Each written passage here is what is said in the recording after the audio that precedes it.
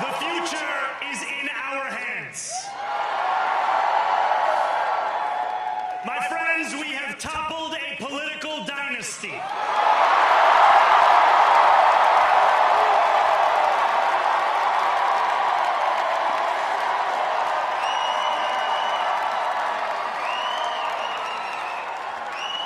I wish Andrew Cuomo only the best in private life. Tonight, we have stepped out from the old into the new. So let us speak now with clarity and conviction that cannot be misunderstood about what this new age will deliver and for whom. This will be an age where New Yorkers expect from their leaders a bold vision of what we will achieve, rather than a list of excuses for what we are too timid to attempt. Central to that vision will be the most ambitious agenda to tackle the cost of living crisis that this city has seen since the days of Figueroa LaGuardia. New York, tonight you have delivered a mandate for change, a mandate for a new kind of politics, a mandate for a city we can afford, and a mandate for a government that delivers exactly that. And there are others who see politics today as too cruel for the flame of hope to still burn. New York, we have answered those fears. So hear me, President Trump, when I say this. To get to any of us, you will have to get through all of us. The conventional wisdom would tell you that I am far from the perfect candidate. I am young, despite my best efforts to grow older. I am Muslim. I am a democratic socialist. And most damning of all, I refuse to apologize for any of this.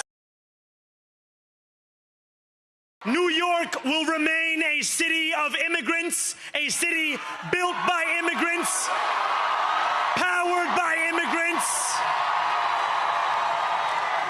and as of tonight, led by an immigrant. So Donald Trump, since I know you're watching, I have 4 words for you. Turn the volume up.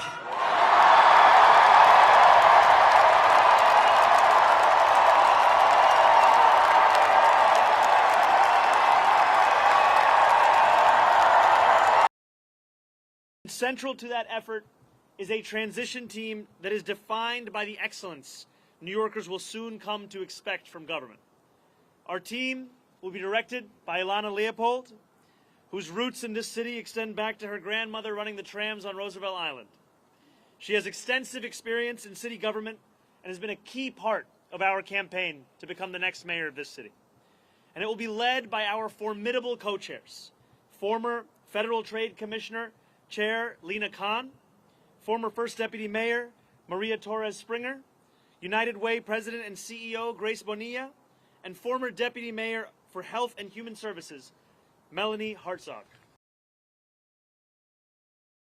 This is a president who ran a campaign on the promise of cheaper groceries, and now, as was said by one of our co-chairs, has gone so far as to cut SNAP benefits for close to 2 million New Yorkers. Someone who is literally making it harder to afford those same groceries whose price he was decrying not that long ago.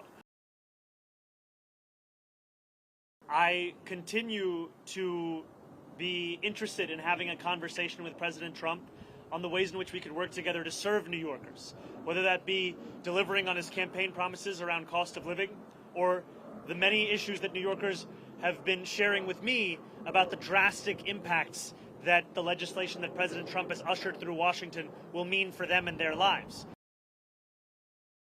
I can see the dawn of a better day for humanity. Zohran Mamdani will become the next mayor of New York City. He is making history as the first Muslim and South Asian to lead New York City.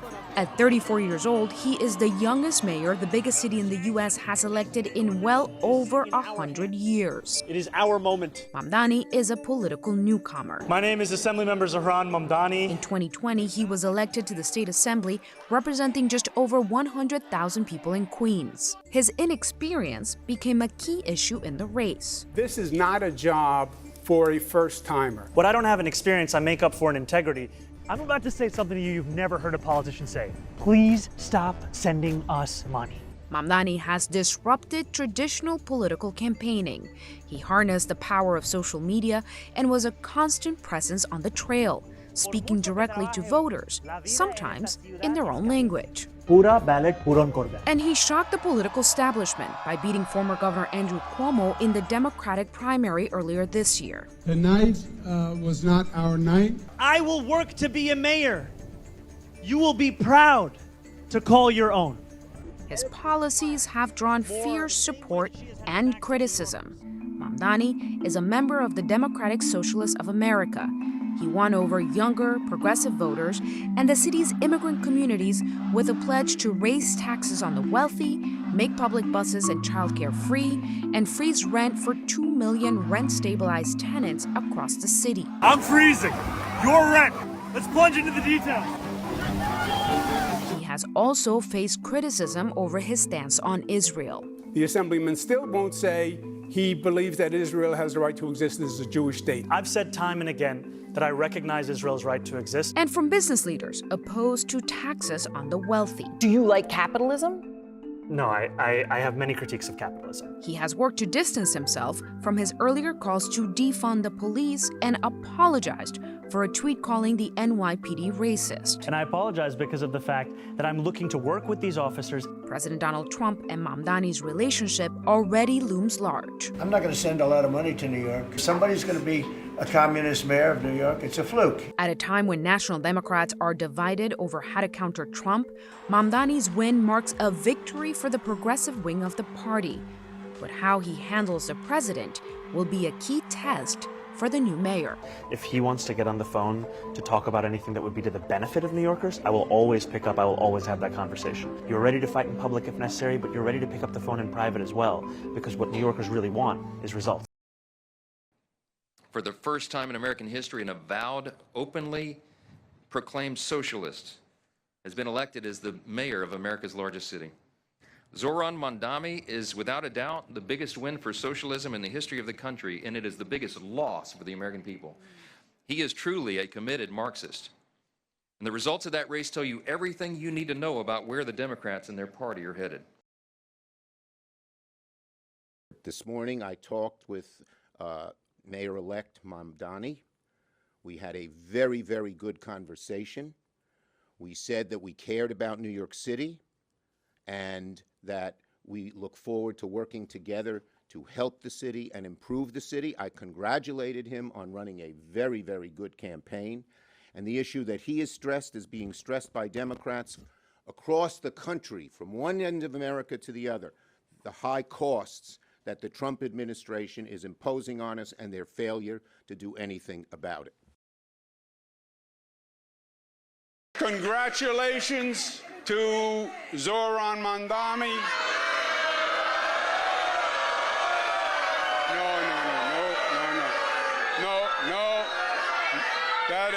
No. That is not right. That is not right, and that is not us. That is not us.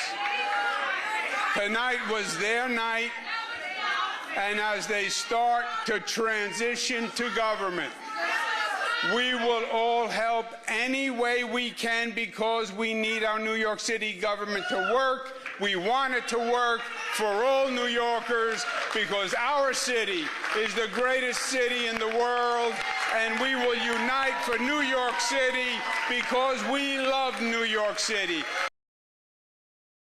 Mark, the election of socialist Zohran Mamdani, highlighting the ideological divide within the Democratic Party, pitting far-left progressives and socialists against more moderate Democrats who worry his win could make it harder for the party in swing districts as Republicans use his radical proposals to drum up support among their base.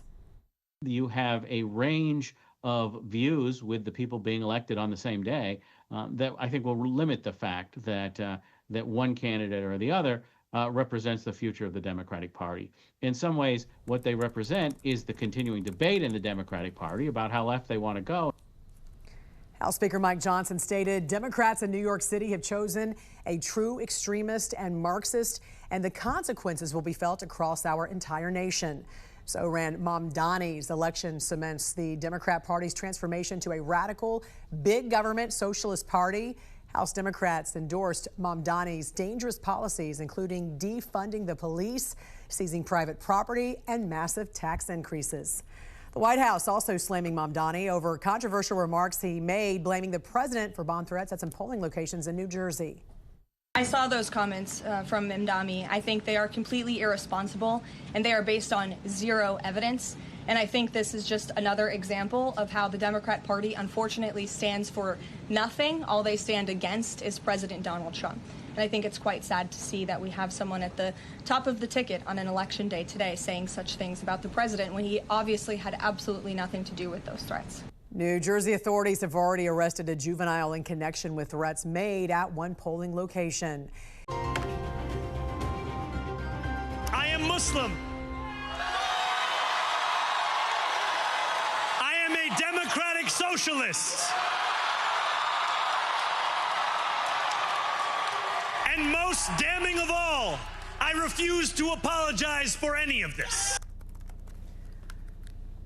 After wins from far-left Democratic and socialist candidates, there are growing concerns the Democrat Party has taken a major turn that will cause wide divisions and perhaps even big defeat for the party in the midterms. And joining us to discuss is president of RMG Research, pollster and analyst Scott Rasmussen. Scott, thanks so much for joining us this morning. We appreciate it. First of all, your thoughts overall about what happened last night. What does this mean also for the Democratic Party, do you think, moving forward? Well, Jan, it's good to see you. And what happened last night, obviously, just it was a good night for the Democrats. No matter how else you want to talk about it, they won all the key races. But they are going to be the races aren't as decisive as you want to think, as some people want them to be. The reality is only about 1 out of 9 New Yorkers voted for Mamdani. The state races in New Jersey and Virginia, those are Democratic states. So it was a good night. The Democrats outperformed expectations a little bit, especially in New Jersey. And we also have to remember that these kinds of races, low turnout off-year races, are dominated by groups who typically vote Democratic, especially people with a postgraduate degree. Also, we have a historic government shutdown. How much did that play into a voter's decision yesterday? You know, especially in Virginia, it likely had an impact because so many federal workers are affected by it. But also the impact across the nation is growing. When we first polled on this in the earliest days of the shutdown, hardly anybody noticed anything was going on. As of yesterday, 44% of voters nationwide say they have been impacted by the shutdown, at least to some degree. 16%, so 1 out of 6 voters say they've been impacted a lot. We're starting to see the impact in flight delays and other things, and I think those numbers will keep going up. And yes, voters hate shutdowns, and they blame the party in power. Let's take a closer look at some of the numbers in New York City. You talked about Mamdani a little bit. Yeah. A little bit more than 1 million voters actually turned out for him there, but there's 9 million people in New York City. Here's the numbers. He did win 50.4%, so even if you combine Andrew Cuomo and Curtis Sliwa in this particular case here, he still would have won. However, when you look at the percentages here, you know, you're talking about less than 15% of New Yorkers are actually choosing this person to run the city there. What was your thoughts about this race? You know, this whole race, reading about it has just made me roll my eyes all the time. First of all, why did Mamdani win? Well, partly because he ran a good campaign. Partly in the general election because Andrew Cuomo was his primary opponent, a deeply flawed and deeply despised candidate. You would have won against Andrew Cuomo. So there's a... Well, thank you. So look, there's a divide in the Democratic Party. The divide has been there for a long time. In our polling, we continually poll to understand this divide. You know, on the Republican side, there's the MAGA versus traditional Republicans divide. The MAGA voters clearly are dominant on the Republican side. But in the Democrats, there's the moderate, there's the Chuck Schumer wing, the old school Democrats, and then there's the new rising progressive Democrats. And those two, the party is evenly divided between them. It's a fight that is going to keep playing out for years. So then what do you do if you're a Democrat? Well, if you're a Democrat, what you do is you run somebody like Mamdani in New York City, and you run somebody who is far more moderate if you're trying to win a purple district or a purple state race. And that's where the problem comes in, because the progressive base really believes that the reason they're losing is because their candidates aren't progressive enough. You know, I live in Texas. If you try to run a very progressive candidate in Texas, you're not going to do all that well. It's just not going to work. No, and the question becomes, will this now help Republicans in the midterms because you have such a fractured Democratic Party? To some degree, but James Carville said it in 1992, and it's still true today. It's the economy, stupid. Yeah. The most important factor in determining how the midterms will turn out is going to be the economy next year. Right now, 31% of voters say their finances are getting better, 31% worse. Those aren't great numbers. They're better than they were a year ago. Correct. But what matters is next year. Yeah, and will Mamdani's, what he wants to propose, will his policies have had that effect early enough before the midterms for folks to realize that it's, you know, not working? So that's also the question too, don't you think? I think absolutely. The Republicans will do everything within their power to raise up Mamdani and his voice and present him as the face of the Democratic Party, because in large segments of the country it won't work. But you know, some of what people fear has already happened. There are more banker jobs in Texas than there are in New York these days. Yeah. There has been an exodus from the city for a long time. I expect it will continue and maybe accelerate a little bit. The big headline this morning I'm seeing, Wall Street headed to Texas. Yeah. New York will never be the same. All right, RMG Research President, pollster, and analyst Scott Rasmussen, thanks for joining us. We appreciate it. Thank you.